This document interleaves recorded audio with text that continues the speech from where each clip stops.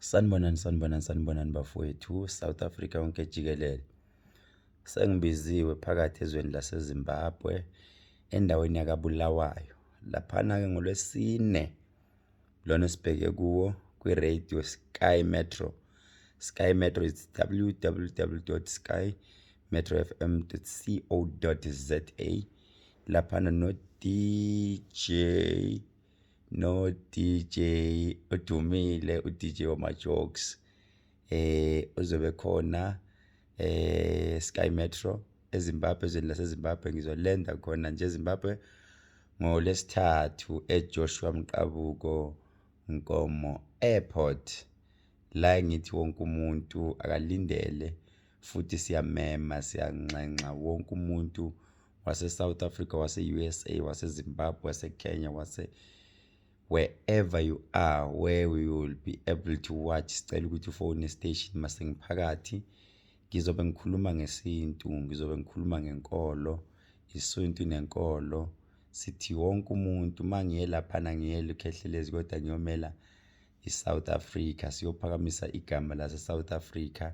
Sicela ukuthi mfowethu ulalele, and if you get this video, sicela uyidlulise video. Siyabonga kakhulu.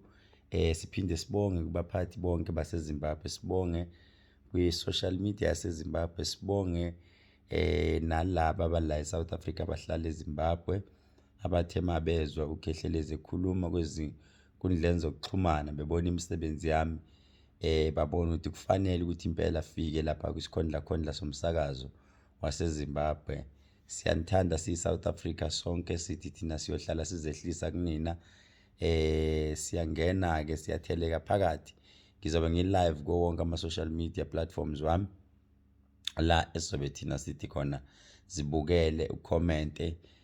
Sisho kanjalo sithi indumandumane yadumiza izweni, isihlahla somdlebe nontela mzimba mbeje phazona empandla, hliziyo zamadoda ayibomvu, nabasethethe nabasenyimbane, mkhonto okwazi igazi, ndaba yikhala amanzi, dictionary, ndaba yididi umndeni, zawudida kumndeni.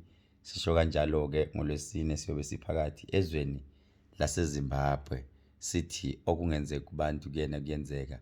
Makhosi amakhosi, makhosi amakhulu, isintu sami isintu sakho nawe.